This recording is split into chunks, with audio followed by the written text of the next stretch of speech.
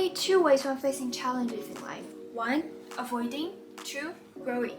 When we are avoiding, we temporarily feel relieved, but still stuck in the never-ending painful stagnation. It is only through growing that we can find our most sustainable fulfillments in life. This video will show you how this process of growing in all aspects of your life, in your love life, career life, finance, personal growth, spirituality, you name it, it doesn't have to be chaotic. It actually can be addictive in the most positive way, just like getting hooked to a workout. Imagine how powerful it is that every day, for the rest of your life, that you have no resistance to any challenges upcoming. Even better, you will start to feel excited about all the challenges upcoming because you know they will help you to reach your most desired state.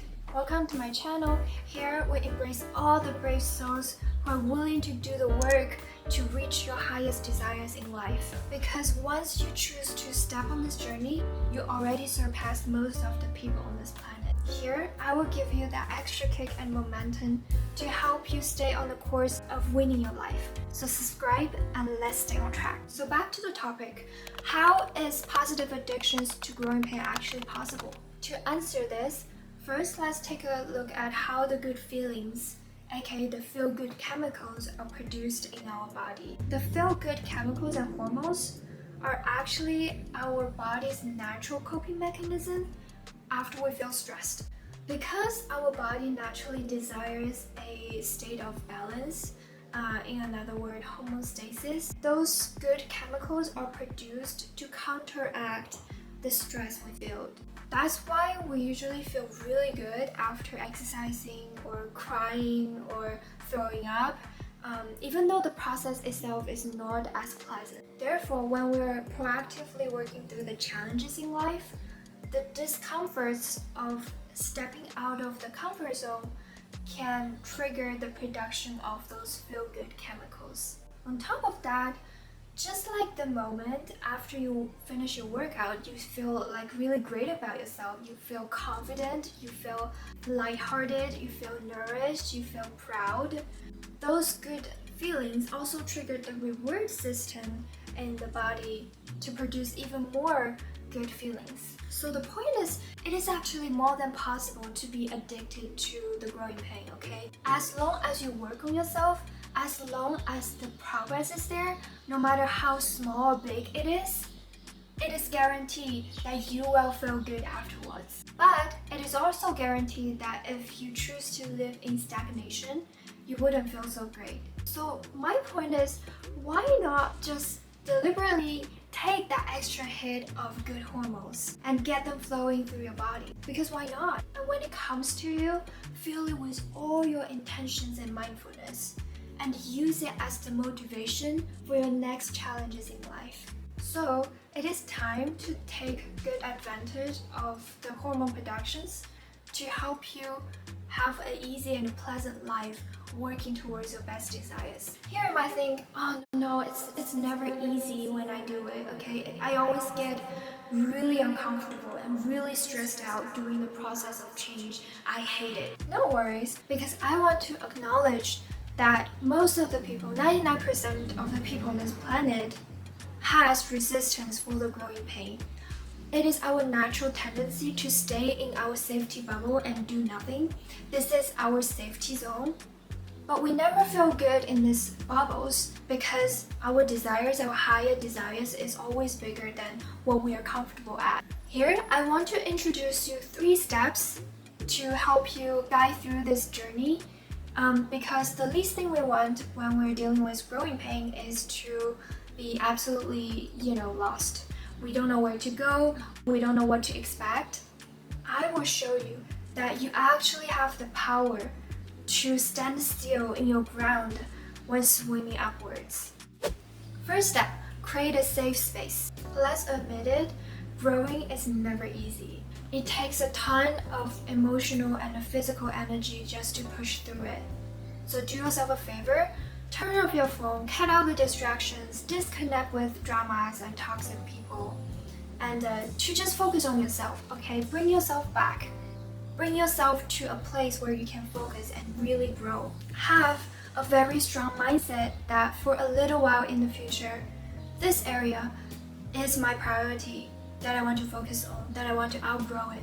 I will use a lot of energy and time to focus on this. Of course, sleep well, drink well, have fun, get yourself entertained, but keep other areas light and relaxing because we want to restore enough energy to focus on what is truly the most important thing. It is also crucial to keep a specific amount of time dedicated on this one priority. The next step, clear reflections. With strong mindsets and no distractions, our minds usually becomes clear, which makes the perfect time for us to have those non-biased, non-judgmental reflections about what really is going on.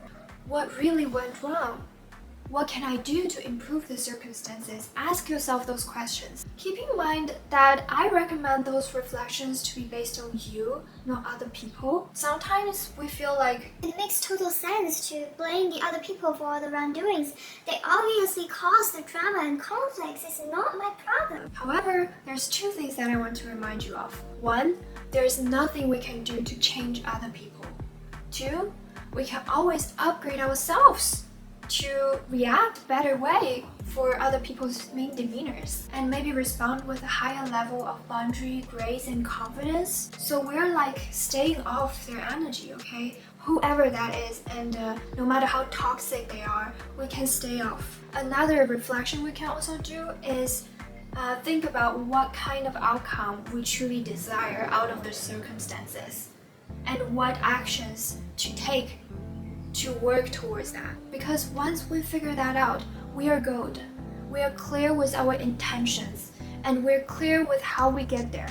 It's not usually easy to figure this out, so please take your time and if the answers don't come in today, we can also leave it for tomorrow or like sharing with other people, and by chit-chatting and getting new perspective from another person, we might have answers unexpectedly coming to us. So don't stress yourself too much about it. I feel like this journey of reflection is also a journey of discovering yourself and getting to know yourself better.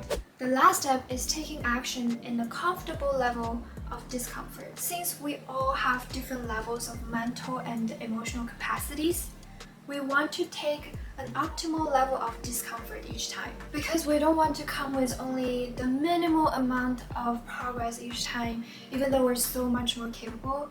And also we don't want to overstretching ourselves to the degree of having a full-blown anxiety or panic attack. We want to choose a sweet spot, which should be somewhere in between. We still want to protect the fun and passion of moving towards the next stage. I would say that being mindful and checking yourself constantly is a great advice to find that sweet spot. Noticing what physical symptoms are showing up. Do you have chest pains? Do you have fast breathing? How's your heartbeats? Are you sweating?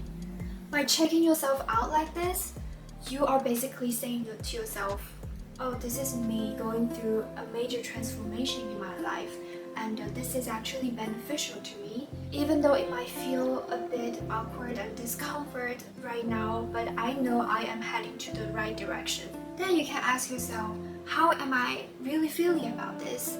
Is this too much for me?